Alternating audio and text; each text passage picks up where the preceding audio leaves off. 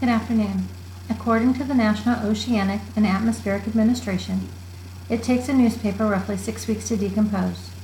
It can take an aluminum can 200 years, a plastic water bottle up to 450 years, and a glass pickle jar can take over 1 million years to fully break down. What we throw away today will affect our children, grandchildren, great-grandchildren, and so on for many generations to come.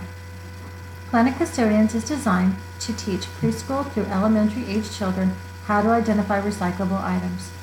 By employing both visual and tactile methods, Planet Custodians expands normal visual teaching models by allowing children to hold, feel, and inspect various recyclable items, helping them to learn the difference between materials.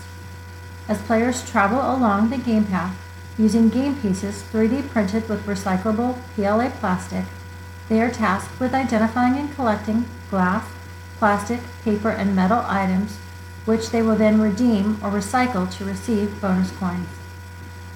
Once a player has earned 3 bonus coins, they can race to the finish to earn the title of Planet Custodian. Several similar products have existed throughout the years. Eco Toys' Eco Recycling game was a simple game where players would travel around a circular board cleaning the planet. It featured all wood pieces and was geared toward toddler and preschool age children.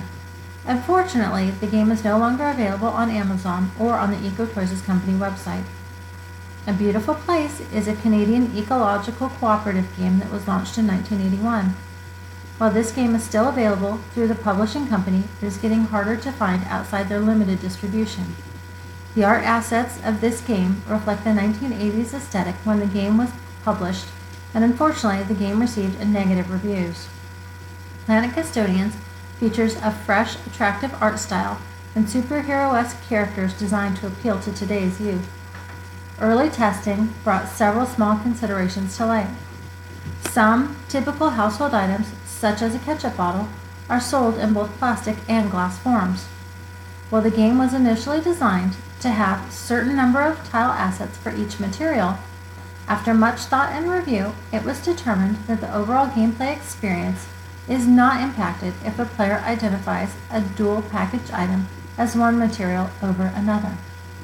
Another consideration that required a workaround is what to do if a player does not know what material a specific tile asset represents.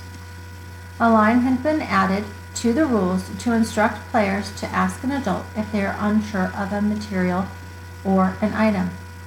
Players are encouraged to check their own cupboards and refrigerators with adult assistance, which is a great way for them to discover just how many recyclable items already exist in their home. It was also suggested that the required number of collectibles needed to earn a bonus coin be reduced from 5 items to 3 items to make the game easier for younger players. Further in-depth testing will be conducted and adjustments will be made as needed to ensure smooth gameplay.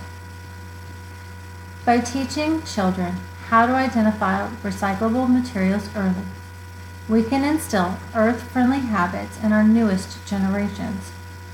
We can inspire and empower them to take responsibility for and ownership of the future of our planet now, so that recycling waste becomes second nature for today's youth as well as for all generations to come.